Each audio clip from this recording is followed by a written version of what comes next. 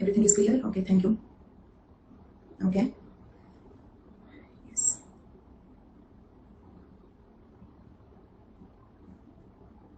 Okay.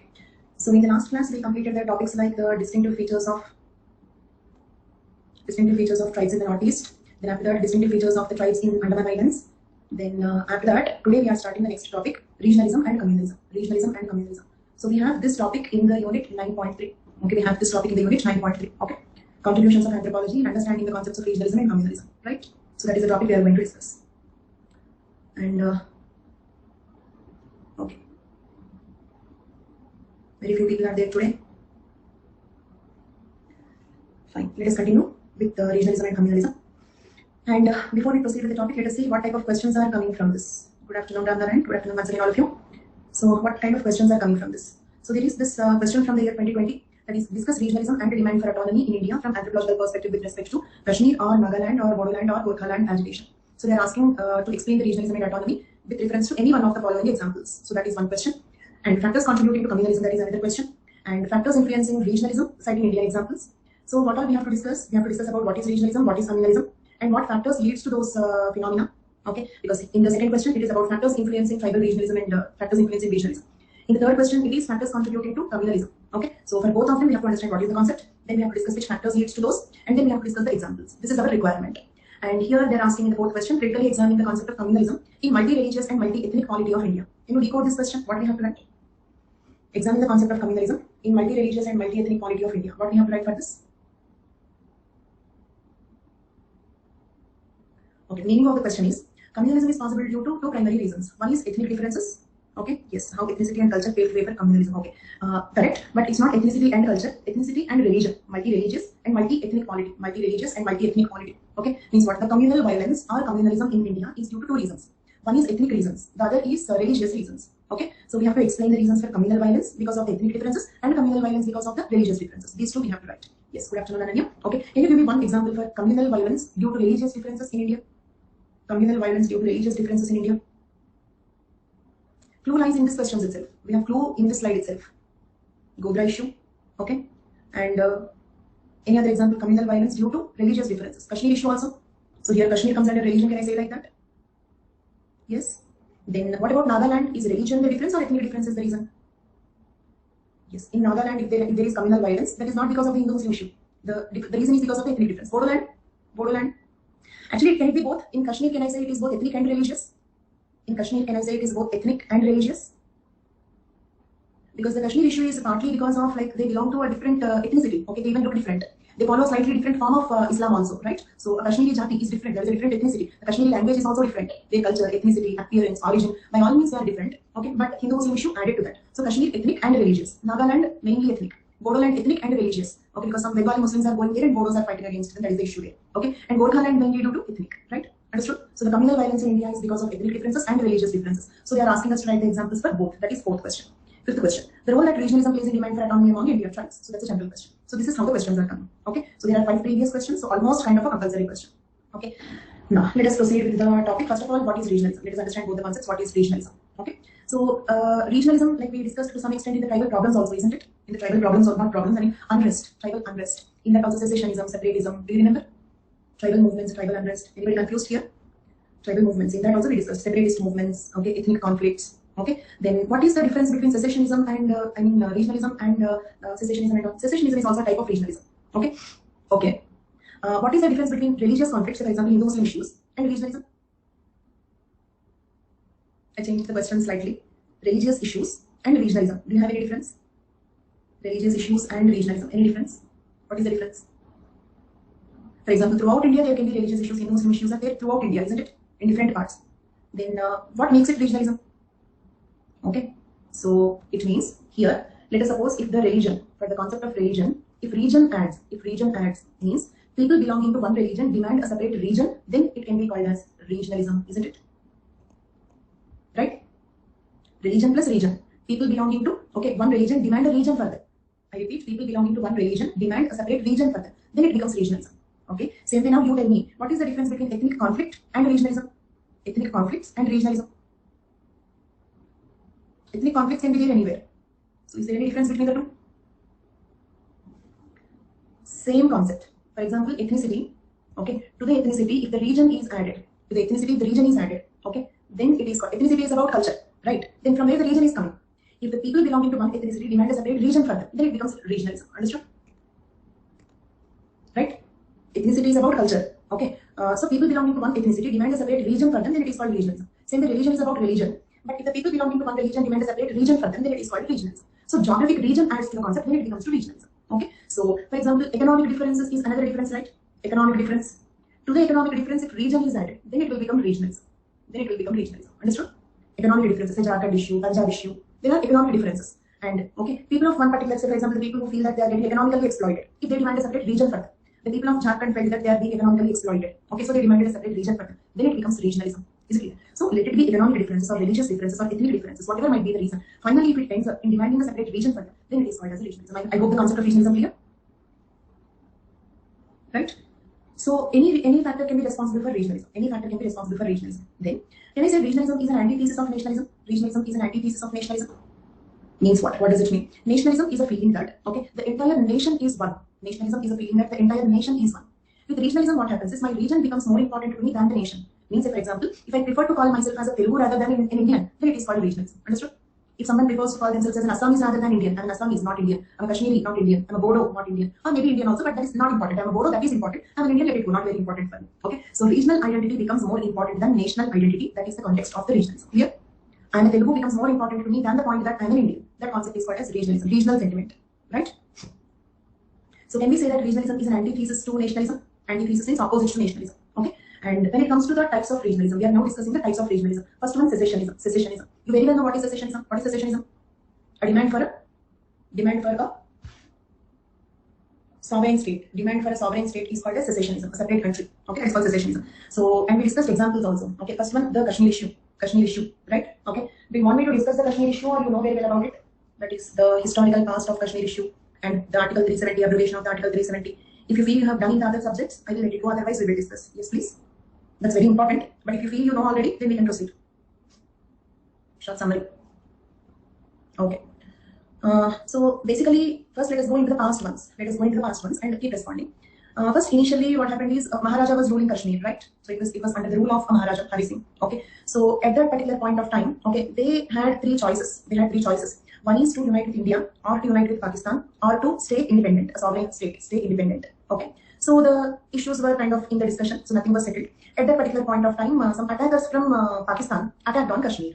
Okay. So Maharaja Hari Singh had to take the help of India. He had to take the help of India. Okay. At that time, India kept a condition. If you sign an agreement that you will join the India, okay, then we will help you. Okay, so under that condition, it means if the Kashmir is if Maharaja Hari Singh signs, okay, on the agreement that the Kashmir is going to unite with India, then India will support. And Maharaja Hari Singh signed the agreement. Okay, Maharaja Hari Singh signed the agreement, and India helped. That story over. Okay, but the point is, at the time of the agreement, they also decided to conduct a plebiscite. At the time of Maharaja Hari Singh signing the agreement, there was also a clause that though he signs an agreement, okay, later we are supposed to conduct a plebiscite. Okay, means what kind of a poll? Like we conduct the poll now, so kind of poll, so that the Kashmiris will get a chance to decide between the three options, majorly two options: uniting with India or uniting with Pakistan. And the third option was almost not much encouraged. Okay, they were driven towards these two options only. Okay, so the plebiscite was to be conducted. But in between, what happened? Some part of the Kashmir was occupied by Pakistan. The Pak occupied Kashmir, isn't it? Okay, so some part of it is gone. Now, like the India's argument is, how can we conduct the plebiscite? Because half of them are no more there. Did you understand the point? Okay, so even if we conduct the plebiscite, it won't be a fair plebiscite because half of them are already like occupied by the Kashmir. Some part of it is already occupied by the Pakistan. Pak occupied Kashmir. Pak is clear. So now India is not kind of ready to conduct the plebiscite. So the point is, okay, it was only Maharaja Hari Singh signed the agreement. Okay, but the point is, like the issue there was Maharaja Hari Singh was not a Muslim, but majority population in Jammu Kashmir are Muslims. Okay, so it's a kind of like, say for example, maybe Maharaja Hari Singh was interested in uniting with India, okay, but maybe the Kashmiris might be interested in uniting with Pakistan. There was no uniformity. It's not that like the king signing the agreement does not mean everybody agreed with that. Since then, there was a lot of issue. Then about Article 370. Okay, what is this Article 370? Some special autonomy to Kashmir. Some special autonomy to Kashmir. So, like at that particular point of time, like because the plebiscite could not be conducted, okay, and like the Hari Singh signed, okay, so like Kashmir was considered as a part of India, isn't it? Plebiscite was not conducted, and Hari Singh already signed the agreement. So technically, Kashmir became a part of India. Okay. But the Kashmiris are not completely happy with it. They wanted autonomy. They wanted to be individual, independent. Okay. So Article 370 came into being. What is Article 370? Okay. Can you tell me what is Article 370? How can it grant autonomy to Kashmir?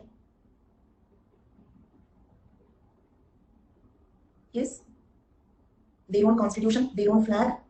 According to Article 370, they will have their own constitution, their own flag, they will have a special status. Okay, and there is another important twist, that is Indian constitution. Okay, Indian constitution, okay, cannot be applied to Kashmir region without the consent of the Constituent Assembly. Right? You know this point? Constituent Assembly, the Kashmiri's Constituent Assembly should agree for it. Then only any part of the Indian constitution will be applicable to Jammu and Kashmir. I repeat, okay, Indian constitution will be applicable to Jammu and any part of the Indian constitution will be applicable to Jammu and Kashmir only with the consent of the Constituent Assembly. Okay, only with the consent of Constituent Assembly. But what is this Constituent Assembly? What is this Constituent Assembly? Even we had a Constituent Assembly. Constituent Assembly is an assembly formed for writing the Constitution. Okay, Constituent Assembly is an assembly formed for writing the Constitution. Understood? Yes, during formation of the Constitution. According to Article 370, they can have their own Constitution, right? So when they are forming their Constitution, you will have Constituent Assembly. Okay, so is it a permanent body? Constituent Assembly will be there forever? No. So it ended. It ended. So now after the Constituent Assembly ended, okay, then what happens? State legislature. Okay, the state legislature should give the consent, isn't it? Because the Constituent Assembly is not there, state legislature should give the consent, isn't it? And before this Article 370, there is another Article 367, isn't it? There is another Article 367. Okay, you know about Article 367? So in that we have these terms like Constituent Assembly, all these terms.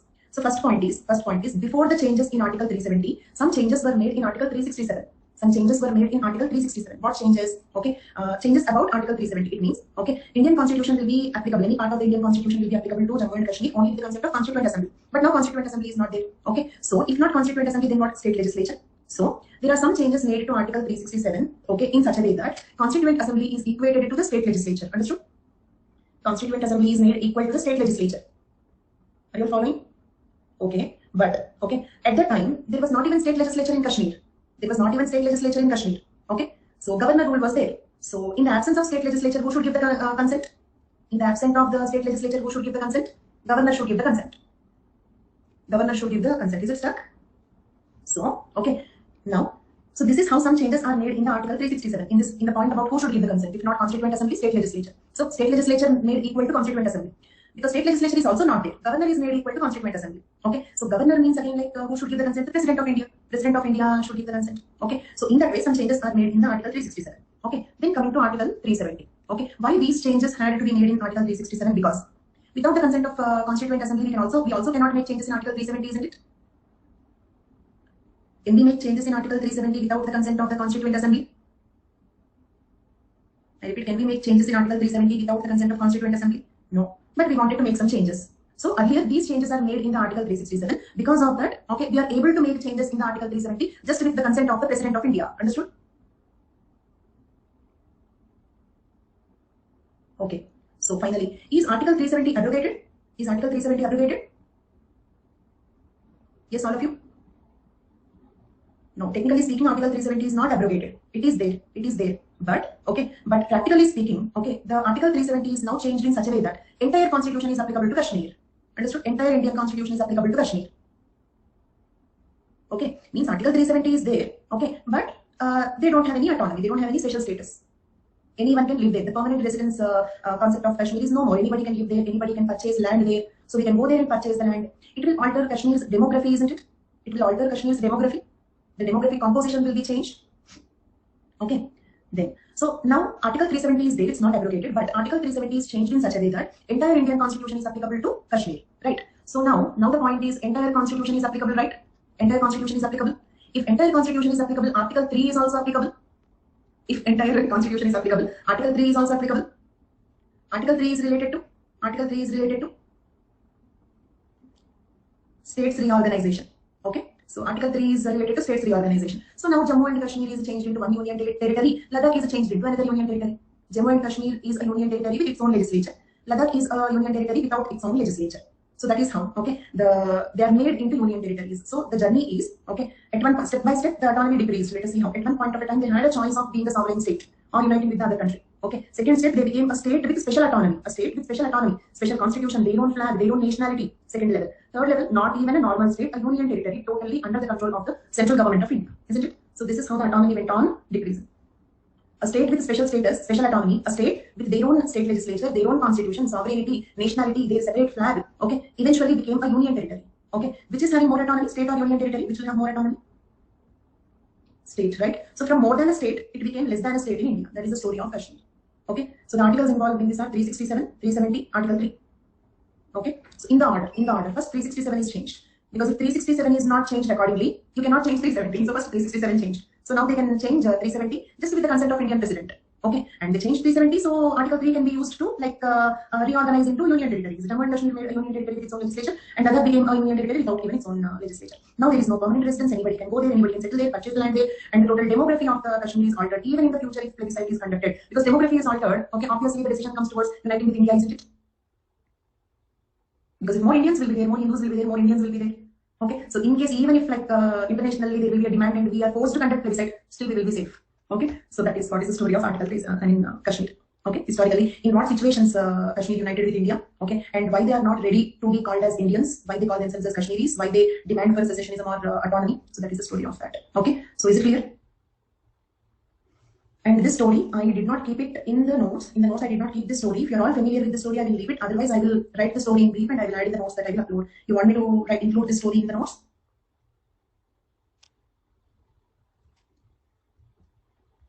Okay. Fine. Okay, I'll keep it there. So this is about, now we are discussing the types of regionalism. Okay, one is Kashmir issue, we discussed about it. Second one, Mizo National Front Uprising. Mizo National Front Uprising. It's a revolt against government of India aimed at establishing a separate state for Mizo people, not Mizoram. Okay, so Mizo people demanded a sovereign state, but settled with a state within the Indian Union, that is Mizoram. Is it clear? Is it a secessionist movement or a separatist movement? Mizo National Front Uprising, secessionist movement or separatist movement? Yes, all of you? Started as secessionist. Settled down for compromise with state. Now we have Mizoram. Okay, right?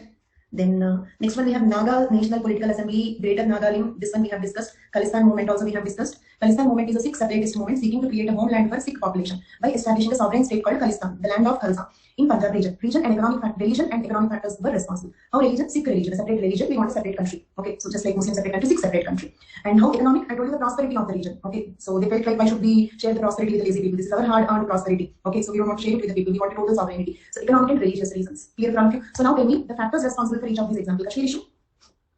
Kashmir issue. Which factors? You can have more than one factor. You can quote them. You need not have single factor there. Ethnic plus religion. Regionalism, of course. Okay, you need not tell regionalism. Regionalism is the topic that we are discussing. What led to regionalism? Why they wanted a separate region for them? What led to regionalism? Ethnic and religion. Ethnic and religion led to regionalism. Understood? Ethnic and religion together led to regionalism. Okay, fine. Mizo. Ethnic. Okay. Then Nagas. Greater Nagalim. Ethnic. Okay. Khalistan. Religion. No, rather than leave region because we are dealing with region only. What led to regionalism is our discussion. Okay, religion plus one more factor is there. There is one more factor. Economic differences. Exactly. Okay, fine. So that is secessionist. And I remind you, we are discussing regionalism. We understood what is regionalism. Okay, and we are discussing the types of regionalism. In that first one, secessionism, we have completed. Okay, after that, supra-state regionalism. Okay, it emerges when some states unite to take a common stand. For example, Dravida Nadu. Supra-state means what? Beyond state, bigger than state unity. Okay, for example, a few South Indian states united for a separate country for them called Dravida Nadu, right? Against the cultural hegemony of the Aryans, Aryan language, the supremacy of the Hindi language or Aryan cultural imposition on Dravidians. So it's not only one state, right? Many South Indian states united to fight for Dravida Nadu. So is it an example for supra-state regionalism? More than a state, bigger than a state unity. Very good. Then interstate regionalism. Okay, this is related to state boundaries or river water disputes. Example, Maharashtra-Karnataka border dispute. Okay, demand that Marathi-speaking areas in Karnataka should be integrated into Maharashtra. Right? Some Marathi-speaking regions are presently in Karnataka. So the Maharashtra state demands that those regions where Marathi-speaking people are there should be united with Maharashtra. So they have boundary issues. They have border issues, right? Okay, so that is one example. So it comes under what? Interstate regionalism. Dispute between Tamil Nadu, Karnataka about sharing waters of Kaveri River. So these are the examples for interstate, secessionist, suprastate, interstate, then intrastate. Fourth type, intrastate. Clear? Means within a state, okay, some of them. Okay, interstate means what? Okay, suprastate means what? Larger than a state. Few states, people will unite. People of a few states will unite. Interstate means fight between two states. Intrastate means what? Within the same state also, smaller group will fight with the remaining group. That is called intrastate regionalism. Example, Vidarbha in Maharashtra, Saurashtra in Gujarat, Telangana in Andhra Pradesh, okay, East UP in Uttar Pradesh. Understood? For example, Telangana and Andhra Pradesh demanded the formation of a separate state for them. Okay, a small group of people within the state Andhra Pradesh demanded a separate state for them. So can we take these examples as intra-state regionalism? Intra-state regionalism. Jharkhand also. Jharkhand also. Okay. And you have to understand the concepts and use the examples interchangeably. Say, for example, okay, like Pawan is reminding about Jharkhand. So in the examples, I'm not including because, as I already told you, I distributed the examples, some examples here. Because, like, say, for example, Jharkhand is an example for 2-3 concepts. So I must have kept Jharkhand somewhere else. But if the question is particularly about this, you should also have an idea about the full list of what all comes under this. So then, yes, Jharkhand comes under this. Okay. So that is intra-state regionalism. Okay, and Gorkhaland. I hope we are completing that 2020 question. Nagaland over. Okay, Bodoland issue over. Kashmir issue over. Okay, Gorkhaland issue we are discussing now. They wanted us to write about one of the examples, but we completed all the 4. Okay, so with this, will you be able to write the 2020 question? Very good. Now let us see what is Gorkhaland issue, history of this. You need full stories about some issues, Kashmir issue, Gorkhaland issue, Bodoland issue, Nagaland issue. Okay, you need full stories, history, presently what is happening on that. Okay, and if there are any gaps in the points that I'm giving, okay, and if you get more information from your other GS classes, you can use them. I told you already, your anthropology knowledge you can use to write the other GS papers. Your other GS preparation knowledge you can use to write better answers in anthropology. You should be able to use your knowledge interchangeably, right? History, polity, you will be discussing a lot of topics. So all that you can write here. Okay, so now let us see what is this Gorkhaland movement. Gorkhaland movement is a movement to create a separate state of India in Gorkhaland region west of West Bengal for Nepali speaking Gorkha people. Clear? What was the demand? A separate state called Gorkhaland in the region of West Bengal for whom Nepali speaking Gorkha people. Clear till now? Next. Gorkhas have been demanding for separation from West Bengal since 1907. They are fighting for this since 1907 on the grounds that they are culturally, ethnically different from West Bengal. So what is the reason for regionalism here? Why they are, on what basis they are demanding the region? Ethnicity. Culture is a part of ethnicity. Okay, there. So that was the issue in 1907. Since 1907, there was a demand for the formation of a separate region for the Nepali-speaking Gorkha people. Okay, within West Bengal. Okay, that demand is there since 1907. But a new violent movement for separate state of Gorkhaland was started in 1986 by Gorkha National Liberation Front. Gorkha National Liberation Front by Subhash Kishing, right? The agitation ultimately led to establishment of a semi-autonomous body in 1988 called Darjeeling Gorkha Hill Council, right? What was formed, tell me? In 1988, what was formed?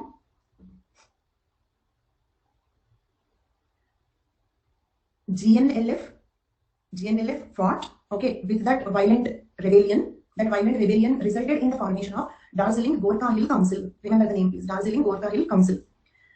So we have seen 3 levels. Do you remember? Sovereign state, if not possible state, if not possible autonomous district council, isn't it? Like Bodoland Territorial Council, Lai Autonomous District Council. So we have 6 scheduled councils, right? In the 6th schedule area, we have 10 autonomous district councils. We will discuss about that also. In the 6th schedule states, we have all the states together, we have 10 autonomous district councils. So they will have their autonomy. This is also, so does it mean that this Darjeeling Gorkha Hill Council comes under the 6th schedule? Darjeeling Gorkha Hill Council comes under the 6th schedule? No, but similar to the 6th schedule autonomous district councils. Understood? Similar, right? Because only 4 states come under the 6th schedule. West Bengal, Darjeeling, they are not under the 6th schedule. So, like 6th schedule autonomous district councils, they also have autonomy. But is it fully autonomous? Semi-autonomous. So, its autonomy is lesser than the autonomy of 6th schedule bodies. Agreed? Darjeeling Gorkha Hill Council was a semi-autonomous body. So, it is having lesser autonomy than the 6th schedule autonomous district councils. Right? So, okay. Semi-autonomous body in 1988 called Darjeeling Gorkha Hill Council to govern certain areas of Darjeeling district. However, in 2007, a new party called Gorkha Janamukti Morcha raised one more revolt. 2007, Gorkha Janamukti Morcha raised the demand for separate state of Gorkhaland once again. Okay, 1907, the revolt raised, suppressed. 1986, again Subhash Kishing raised the revolt, suppressed with semi-autonomous body. Again, 2007, Gorkha Janamukti Morcha raised again the same demand, separate state. Okay, this time also they did not get separate state. But, okay, that semi-autonomous body is replaced by a fully autonomous body. This is more or less similar to the 6th schedule autonomous district councils. Understood? Gorkhaland Territorial Administration.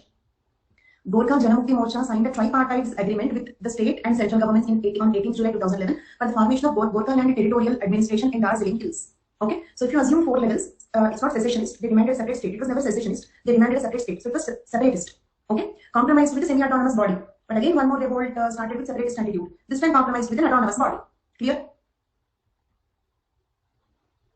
Okay, tell me, Gorkhaland issue, was it? When was the first time the demand started? The revolt started in Gorkhaland region?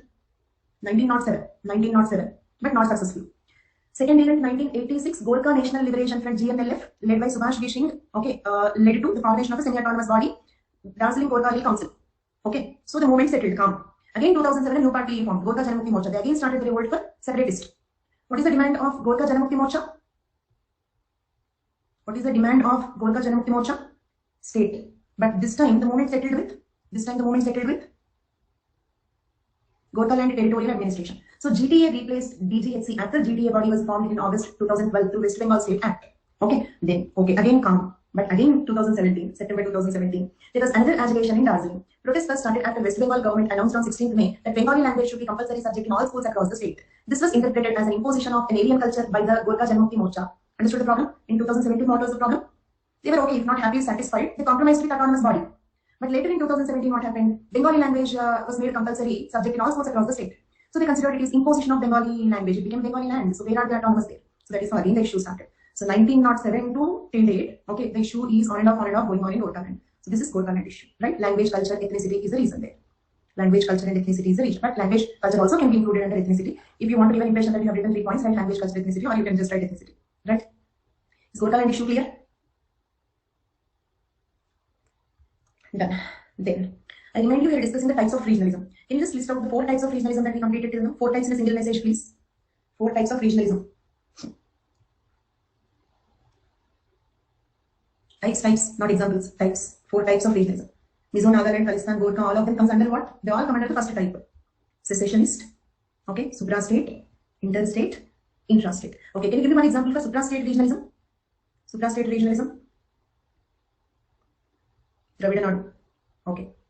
And remaining examples, though I kept some examples in some category, they can be used for other category as well. I hope you understood. Okay. Then 5th one, sons of soil theory. Sons of soil theory is it ties people to their place of birth. Is there any country after that? No. India is so unique in that, not even comparable. There is no country which is not even close to India. 50% close to India also no. Mostly any country will have only one religion. Okay. No, religious diversity is not there, ethnic diversity is not there. There are some red Indians, but they are suppressed. So they are okay. And we have these racial differences, blacks and whites, but this much diversity we don't have. Blacks and whites, only blacks issue, women issue, that's all. But we have so many ethnic differences and so many religions, so many languages. The diversity in India is uncomparable. Okay. Intensity of the issue can be more. For example, racial discrimination is as intense as the religious issues in India. Okay. But how many topics are there? How many types of problems are there? So that is not comparable. Okay. So then next one, sons of soil theory. Okay. It ties the people to their place of birth and confers some benefits, rights like resources, jobs, roles, and responsibilities on them. Right? Means what? The people born there, the natives should get preference in the jobs or in the elections or in the resources. That concept is called as sons of soil movements. So there are many sons of soil movements in different places in India. Is it clear? So it's a campaign to safeguard the interest of the example. A campaign for safeguarding the interest of Maharashtrians by Shiv Sena. This is one example. Second example, clashes among Bodos and Bengali speaking Muslims in Assam. Bodo land issue is also mentioned in the 2020 question. Clashes among Bodos and Bengali speaking Muslims in Assam. What is the issue? What is Bodo land issue? Bodo land issue is given here. Go through this. Some of the traditional Bodo inhabited areas in northeast Assam, northwest Assam, such as districts of Kokrajhar and Golpara, have experienced large-scale immigration of Bengali Muslims from partition and onwards, which caused many tribals to become landless. So the Bodo tribal people are demanding for a separate state called as Bodo land. So it can also be taken as an example for separatist, or also can be taken as an example for sons of soil movement. How does it become a sons of soil movement? How the Bodo land issue becomes a sons of soil movement? Yes. Natives, okay. So Bengali speaking Muslims got migrated to the region. Bengali speaking Muslims got migrated to the region. Okay, so they are grabbing a larger share in the resources, employment opportunities and all. So Bodos demand that, okay, we are the sons of the soil, so we need better preference, okay, in our resources, like employment opportunities and all. So that is the issue in Bodo land, okay. Then with that we completed types of regionalism, clear? Then what is the basis of regionalism? What is the basis of regionalism? Geographical factors. For example, Northeast India is isolated, facing problems of connectivity with the Indian mainland, isn't it? So we don't have very convenient connectivity with the Northeast. And in some other context, we have seen that when any region is isolated, it becomes more and more different. When any region is isolated, it becomes more and more different. So that is how the ethnic movements, regionalism movements and all will start in that region. Similarly, buffer areas. There is another thing called buffer areas. It is another crucial geographic factor. For example, Bundelkhand region of UP and MP. Okay. Neither do any of these states want to give up control, nor do they want to take up the responsibility to develop it. Understood the problem? What are buffer areas? Tell me with this example. What do you mean by buffer areas? Using that example, which belongs to two states. Okay, no man's land, true. Okay, so these are some factors. So they demand for their autonomy. Nobody is taking care of us, so we don't want both of them. We want our own autonomy. Is this argument possible in such places or not? None of them are taking care of us. We don't want both of them. We want autonomy. So those are the geographic reasons. Are the two geographic reasons clear for all of you? The two geographic reasons. Next, historical factors. Demand for Dravida Nadu. I mentioned it earlier. Here it is given more in detail. Will you go through this?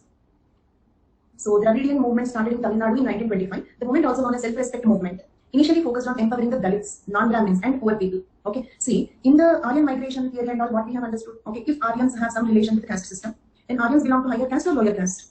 Generalization. Because of the race crossing today, we can have some Aryans that are in the lower caste, but generalization. Aryans are higher caste people. Brahmins and Kshatriyas look like Aryans, isn't it? Brahmins and Kshatriyas look like Aryans.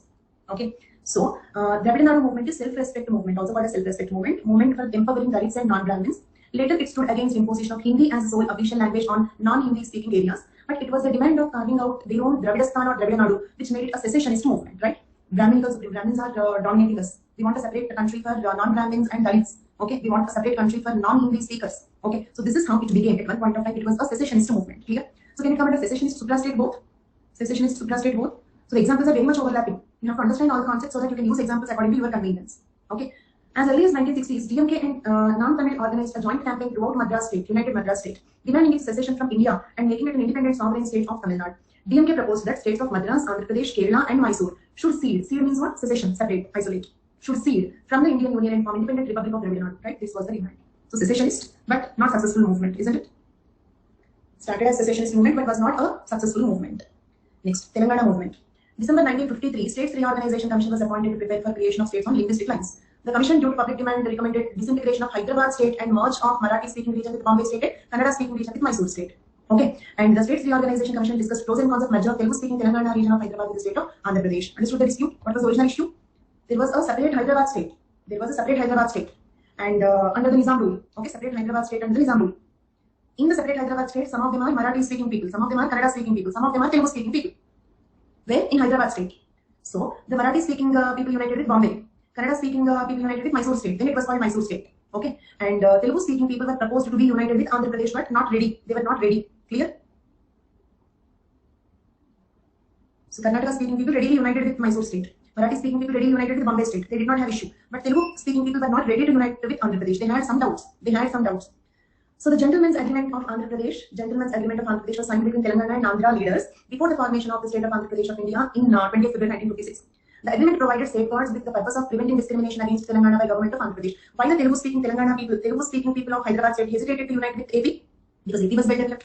The Telugu-speaking people in Hyderabad state were not that much developed. So they had a fear of being discriminated here. Understood? They had a fear of being discriminated. So the Gentleman's Agreement was signed. Okay, with some special grants and some safeguards, special grants were given. But all those special grants and safeguards were violated. The violations of Gentleman's Agreement are cited as one of the reasons for formation of separate state for Telangana. Understood? Clear? So this comes under what? Historical factors. I kept it under historical factors, but you can also write it under intra-state, isn't it? It comes under intra-state also. So I just somehow, because I cannot give all examples and only one heading and in the other headings I cannot give you examples. So I distributed the examples, but understand that there are overlapping examples. Next one, language. The total linguistic reorganization of states in India is an example for regionalism with language as the reason. People belonging to one language demand a separate region for them. So language as a reason for regionalism. Understood? Yes. Can caste also lead to regionalism? Religion leads to regionalism. We know that. Can caste also lead to regionalism? Example. Can you give example for caste leading to regionalism?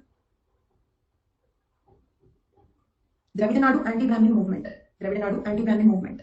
Yes. Very good. So next, religion. Khalistan, Jammu Kashmir. Okay. Religion, Khalistan, Jammu Kashmir. Right. Economic basis. Okay. Uttarakhand state in hill districts of UP, creation of Jharkhand. Are these two examples clear? Because Khalistan I kept here, I did not give Khalistan here, but you can write that one also. You can write that one also in economic. So give me 2-3 examples for economic basis for regionalism. Uttarakhand, Jharkhand, and Khalistan. Telangana also. Okay. Yes, very good. Then next one, politico-administrative basis for regionalism. Politics on its own does not create regionalism, but they accentuate, means what? They kind of encourage the issues. Okay, simple, because the new state is formed, they get so much of power, isn't it? A new person will become chief minister, many ministers, is it clear? They keep the fight alive, they encourage fight more, isn't it? Politics on its own does not create regionalism, but they can accentuate regionalism, they can encourage, okay, or takes advantage of already existing regional tendencies. For example, it is often argued that the regional political parties like TDP in Andhra Pradesh, DMK in Tamil Nadu, Akali Dal in Punjab, TRS in Telangana are surviving by keeping the regional sentiments alive. So this is one blame on them, right? And I did not give it like a matter of fact. Okay, I said it is often argued. Is it clear? We are not writing it as a matter of fact. Okay, they are surviving only because of this. I am not giving that statement. So, but there is one such blame on the regional political parties. Clear for all of you? So we have seen 7 factors responsible for regionalism. Then impact of regionalism. It can lead to intergroup solidarity in a okay. And yes, these are, and one more thing, these are only examples. So if you know any other examples from your state, from your region, or from other GS subjects, you can add it. Okay, you can add it. Then impact of regionalism. Okay, so in that, let us divide the content into positive impact and negative impact. First, positive impact. Will there be any positive impact of regionalism? Yes. Let us see what. It can lead to intergroup solidarity in a particular region, isn't it? For example, Dravidistan. Okay, so suprastate unity. Many states actually getting unity within the state itself is a big task. So that kind of movement can lead to unity between a few states also. A sense of yes, we all are one. So it can lead to intergroup solidarity in a particular region. So region becomes important there. Religion, caste, they will be side. Got my point. Region becomes more important. So different groups belonging to different religions or other ethnic differences also can unite sometimes next. In context of losing local cultures due to globalization, regionalism helps in maintaining socio-cultural fabric of India, isn't it? If diversity is a speciality of India, if diversity, cultural diversity is a speciality of India, due to globalization, do we have a threat of regional languages? Due to globalization, do we have a threat of regional languages? Yes. Okay. So with regional sentiment, the regional languages and cultures will be protected. For example, if you go to Tamil Nadu, okay, even in the tourist places, they don't write Hindi, English boards will not be there. They will keep boards in Tamil language. And even if they know English or Hindi, they don't prefer to talk. They prefer to talk in Tamil language only. So they try to protect their language, and in their films, they prefer Tamilians only, like that.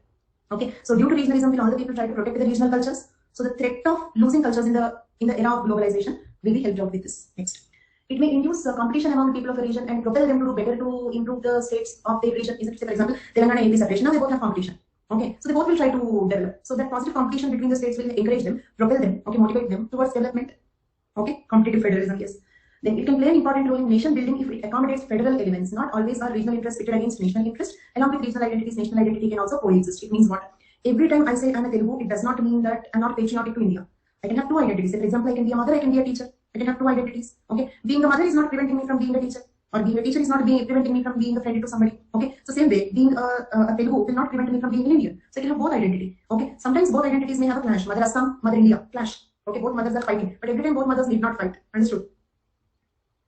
Mother Assam, Mother India fight, but every time mothers need not fight. So I can have two mothers, right? I can have Telugu Talli and I can have Bharat Mata, both, right? These two mothers are not enemies, like that. So every time regionalism will not lead to secessionism or something. So we need not consider regionalism always as an antithesis to nationalism. Agreed? Yes.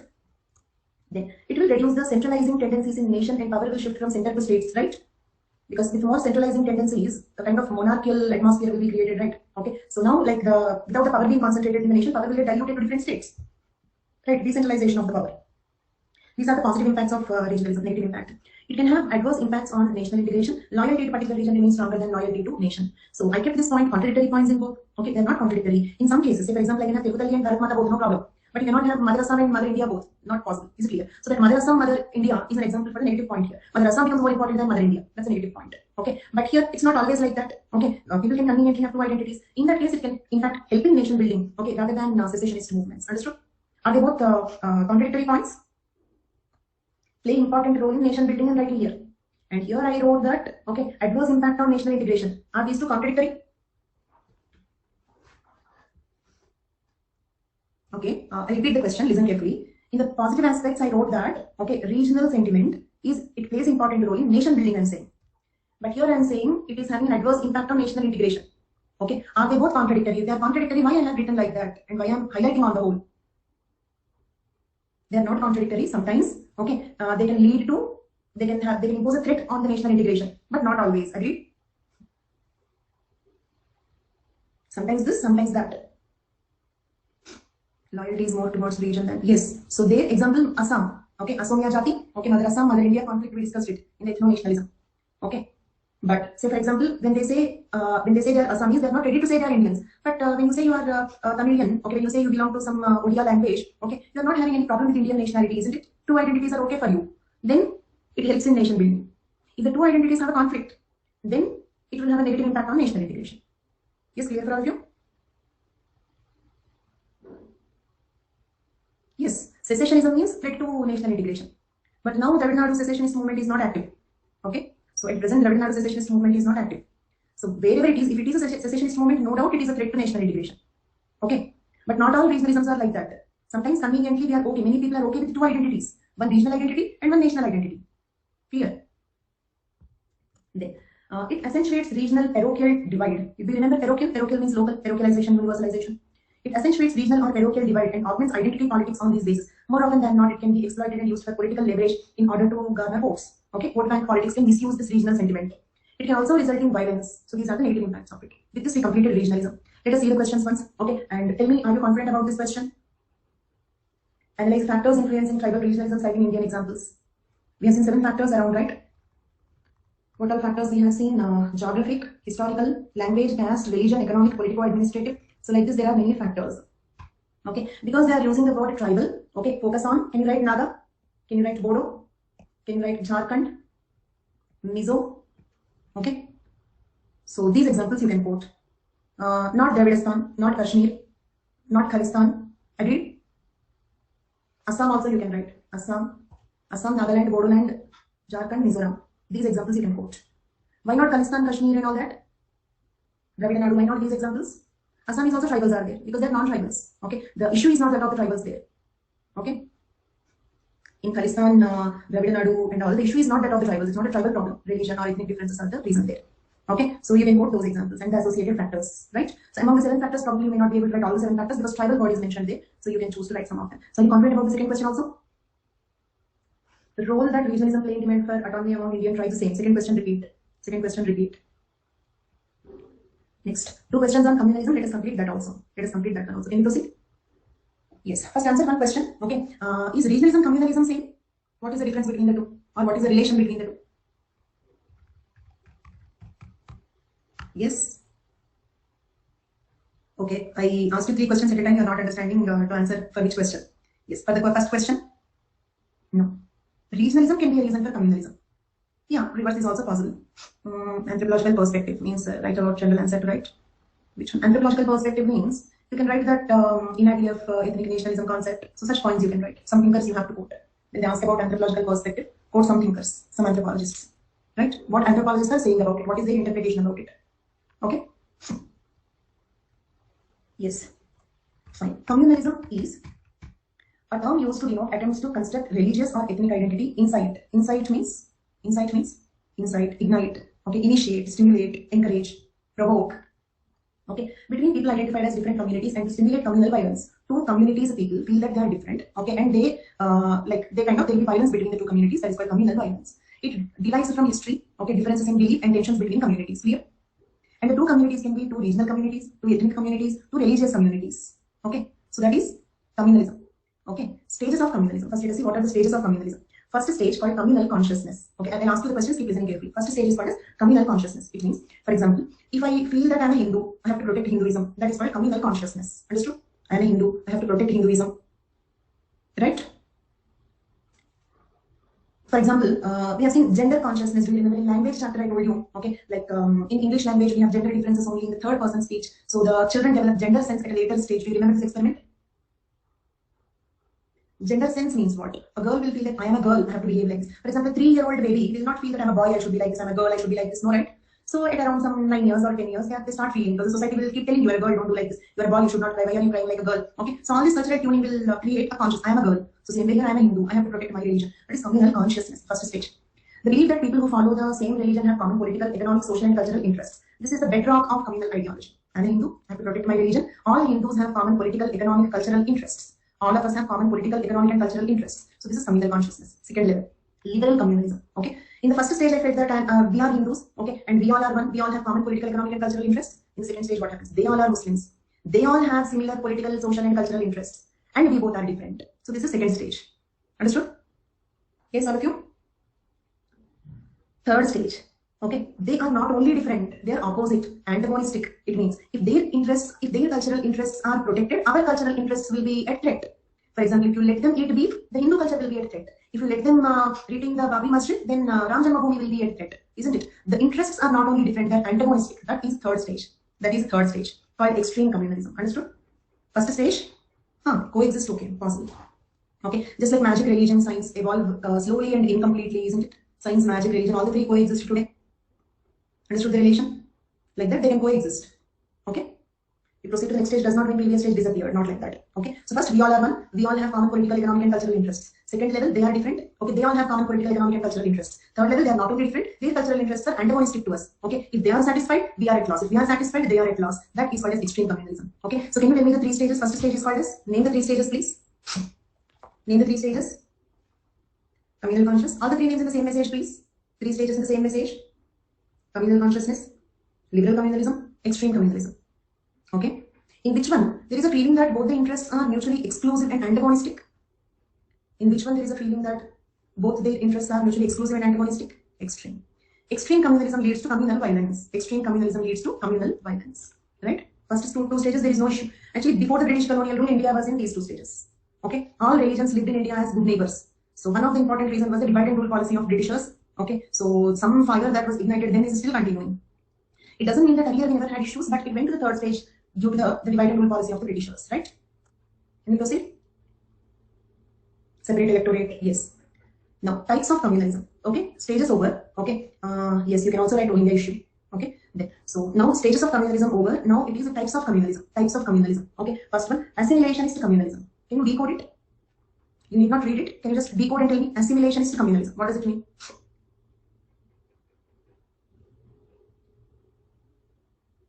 For example, okay, yes, any kind of assimilation. Say for example, Bengali language imposition on Gorkhas, okay, or Hindu culture imposition on Muslims, okay. Say for example, some communal violence also, okay. You know about this like beef consumption and associated lynching, with the doubt that they are consuming beef, okay. So many people were killed. 28 Indians were killed in cow vigilantism. Yes, 28 Indians were killed in 63 incidents, and 86% of them are Muslims. Okay, so this is a kind of imposing Hindu culture on Muslims. Okay, so that is one example for assimilationism. Okay, it means if you live in India, live like Hindus. Isn't it? So when larger religious community tries to assimilate smaller ones, it is known as assimilationist communalism. For example, tribals were considered as backward caste Hindus by G.S. Gure. Can you also take that example? This leads to assimilation of tribal cultures into Hinduism, as opposed to selective integration of tribal suggested by Panchsheel principle. Clear? Next one more. Hindu code bill is applicable to Sikh, Buddhist and Jains as well. Hindu code bill is applicable to Sikh, Buddhist and Jains as well. These are examples of assimilationist communalism. Okay, when a larger religious community assimilates, subsumes the smaller religious communities under one umbrella, that is called assimilationist communalism. Right? Is it clear? Next one, welfareist communalism. When a community works for welfare or betterment of a particular community, it leads to welfareist communalism. For example, welfare hostels, welfare homes for specific communities. Understood? Will it lead to, anything can lead to anything. But usually will it lead to communal violence? Welfareist communalism, usually. No, each community will try to uplift their people.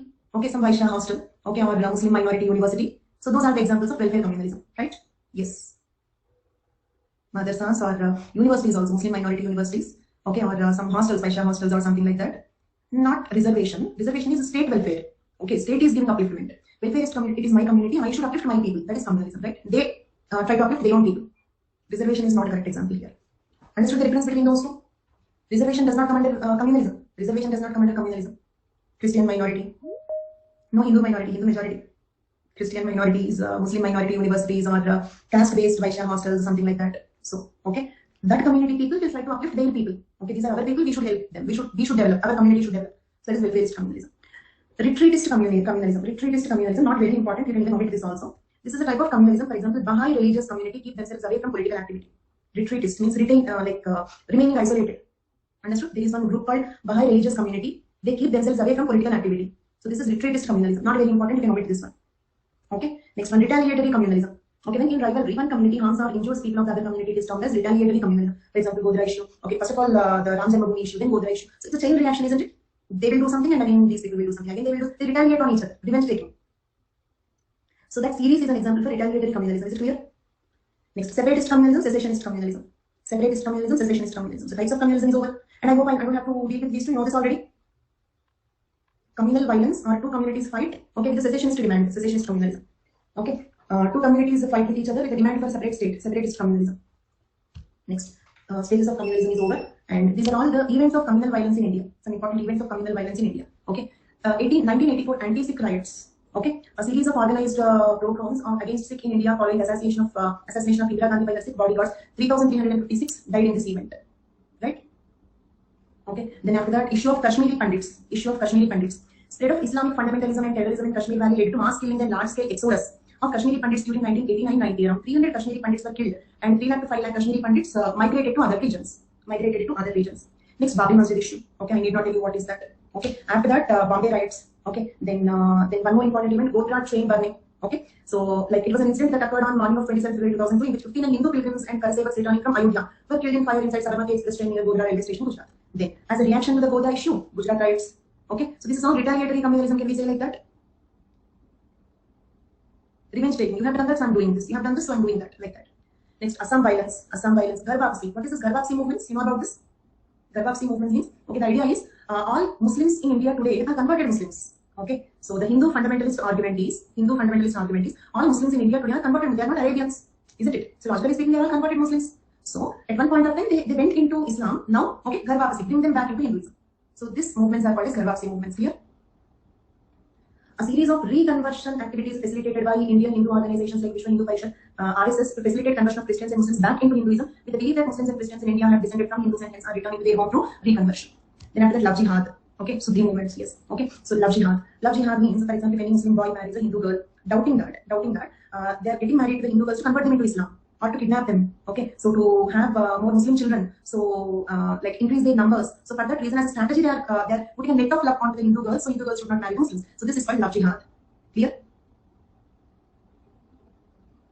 Okay, but technically speaking, two consenting adults, when they want to marry, we should not doubt every such marriage as love jihad. So those are the issues in that. Okay, beef consumption and associated lynching. So these are some important and recent 2020 Delhi rights. Okay, so that is regarding the National Register for Citizens, Citizenship Amendment Act. So regarding that, okay, there were issues in 2020 which are you all were there in that time. Okay, so very familiar, right? So then factors responsible for communalism, political factors. Communist leaders of different communities desire to flourish in the interest of their communities, right? Hindu fundamentalist political leaders will encourage Hindu communalism. Muslim fundamentalist political leaders will encourage Muslim communalism. Okay, they want to keep it active, keep the communal violence active. Okay, in favor of their community. Next, historical reasons. India's colonial past, the divide and rule policy, separate electorates on the basis of religions, strengthened the base of communalism in India. Ultimately, the partition of undivided India into Pakistan and India provided further and antagonistic feeling towards each other, isn't it? So, historical reasons. Colonial past, separate electorates on the basis of religions, and okay, the partition of undivided India into Pakistan and India. Okay, they became the reason for antagonistic feeling, opposite feeling towards each other between Hindus and Muslims. Clear?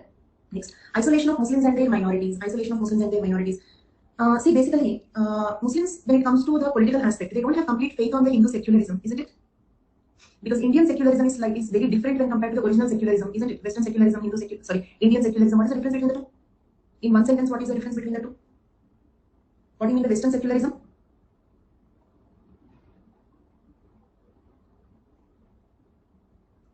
State separation from religion. State totally separated from religion. Okay. So that is Western form of secularism. What is Indian form of secularism? State can interfere in religion. Okay. Indian secularism just means equality of religions. Okay. Equal respect to all religions. Indian secularism is equal respect to all religions. But Muslims don't have belief in this. Muslims don't have belief in this. Okay. Minorities fail to intermingle in the national mainstream. Most of the members of minority communities do not participate in the secular nationalistic politics because they don't have belief in secularism. Okay. So they're not feeling secured, isn't it? Okay. So their fear is like why there are issues against universal civil code also. What are the problems against universal civil code? The minority religions fear is in the name of UCC. Okay, in the name of UCC, the majority Hindus may impose Hindu culture on the remaining religions. That is the main fear among the minority religions, right? Okay. Universal civil code means the same law for everybody. But what if that law is more on the grounds of Hindu culture? Okay, that is their fear. So basically, most of the members of minority communities do not participate in secular nationalistic politics and insist on maintaining a separate entity as a separate entity. Then orthodoxy and obscurantism means fundamentalist attitude. Orthodoxy, fundamentalist, obscurantism, all the three mean the same. Okay. And also one more thing, this regionalism, communalism are the topics given in Indian Society JS paper 1 also. And there are many previous questions in that paper also. In JS paper 1 also there are previous questions from this. Okay. So go through this, it will be useful for both of them. Next. Then after that, economic factors. A major chunk of Muslims in India has failed to adopt Western scientific, technical and philosophical education and have not been represented sufficiently in public services, industry, trade. This causes the feeling of relative deprivation, which in turn leads to communalism, right? You know, very less participation of Muslims in in bureaucracy, government, isn't it? I think around 4% of them in bureaucracy. Okay, according to the structure committee report. I'm telling an approximate number, I don't remember the exact number. Okay, so less participation in bureaucracy and government, okay, and employment opportunities. Okay, because they failed to adopt the Western scientific technical education. So they are not all of them are suitable to the modern occupations. Okay, so in the employment or in the political, their representation is less. So they feel deprived. That leads to communalism. Geographical isolation. The territorial settlement of different religious and ethnic groups makes their culture, social standards, and belief patterns very different from each other, isn't it? For example, more Muslims in Kashmir. Okay, so then what happens? They become different when compared to the left of the India, right? But instead of that, if they are uniformly distributed, are Muslims in India uniformly distributed or concentrated in some places? So when they're concentrated in some places, what happens? They remain isolated from the others. And we know that when any group remain isolated, they will become progressively more different from the other groups. When any group is isolated, they'll become more and more different.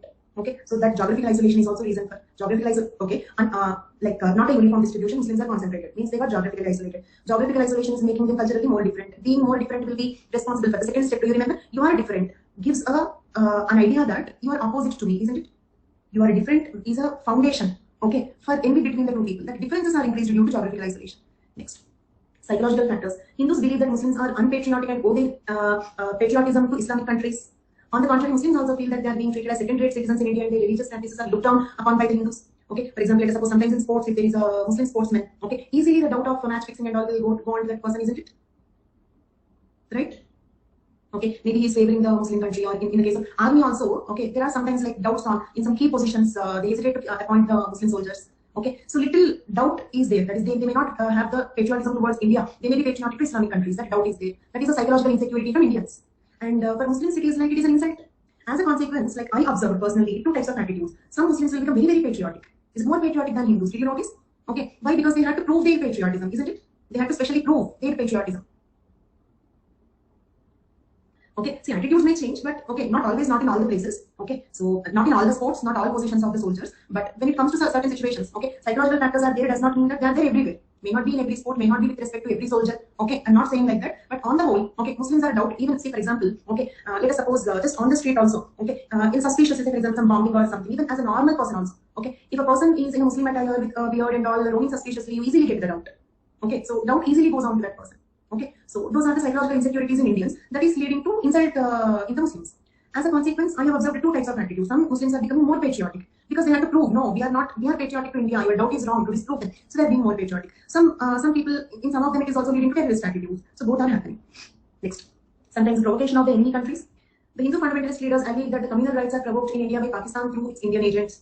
Next, negative effect of mass media. Okay, mass media is there to encourage any dispute that comes. Okay. Next, so these are the factors responsible for communalism. Communalism in contemporary India, Citizenship Amendment Act, abrogation of the Article 317 and all that. So that is communalism in contemporary India. Because Ayodhya issue and all kind of, they are very old and partly settled also. So now the recent issues are related to these NRC, CAA, Article 317, all these issues. So this is communalism in contemporary India. Okay. So, and measures to address the problem of communalism, what do we have to do?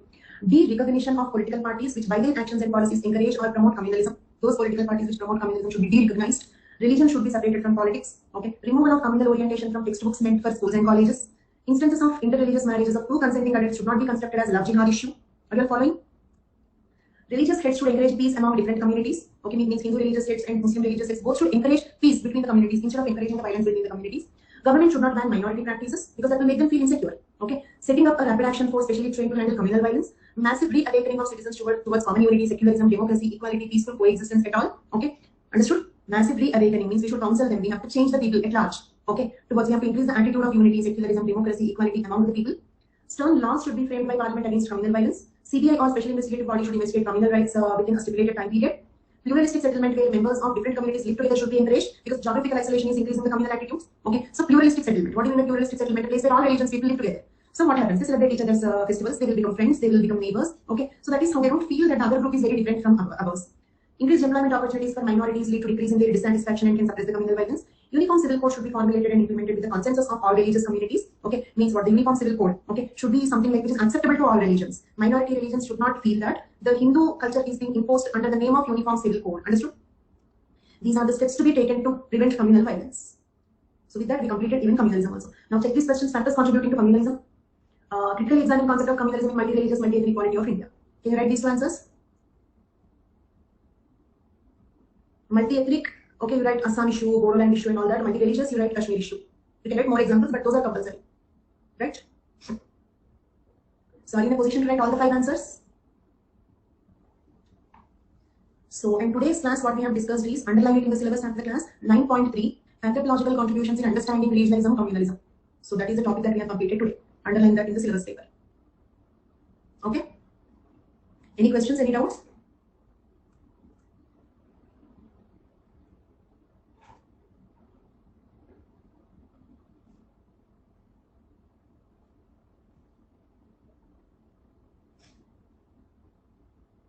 Yes.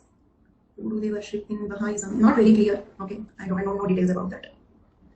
That's not a very important example also. Yes, so that's all for today's class. And maximum in around 8 to 10 classes we will be completing this course. Minimum 8 to maximum 10 classes we will be completing this course. And tomorrow, yeah, I'll tell you tomorrow itself whether we have unit 3, unit 4 class or not. Whether you have to attend 8 o'clock class or not, I will tell you tomorrow 3 o'clock, right? Because I'm not very sure whether I can complete genetics today. if I can complete genetics today in 8 o'clock class, then you have to attend tomorrow's class. Okay, mostly you will be prepared to attend at 8 o'clock tomorrow. Okay, but I'll tell you tomorrow. Previous slide, what you gave in 9.3 about regionalism is different. Yeah, different. I keep changing the slides. Previous slide means Ramnaran, I didn't understand your question. You want to talk, you can use raise the hand option. The PPT kept in 7th August. I found this this is the material I used in just like this one. Okay, just like the population topic. I found more informative. I added more points, so I changed the content. This is a better content than that. You can get that one also, not a problem. But this is a better content than that, more in detail. So if you have downloaded the regionalism and communalism that I have, that PPT which I kept on 7th August, that also you can use. But this is more informative. I added a lot of content. Fine, Ramnaran, clear?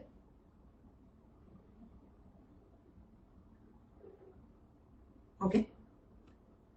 Yeah, by the way, the class is completed. Those who want to leave can leave. Okay, and thank you for active participation. And we have minimum 8 to 10 classes. Don't miss any classes in between. Okay, so that's all for today's class. Thank you all so much. Bye bye.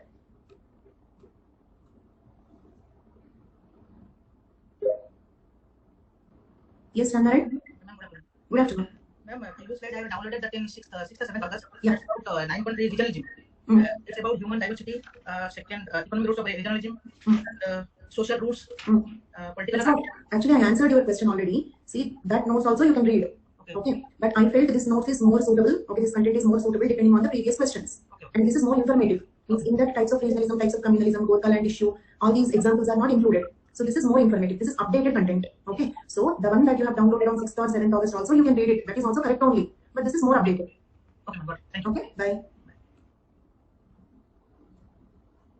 And one general instruction for all of you. So if I change the notes, it means that if I give you 2 types of notes, for example, for demographic profile, you got 2 types of notes. You can read both of them. But the one that I have given next, okay, is more updated one. So this is more informative. You can use this one. But you can also read the notes that I have, the PPT that I kept on 6th or 7th August. That also you can read. Okay.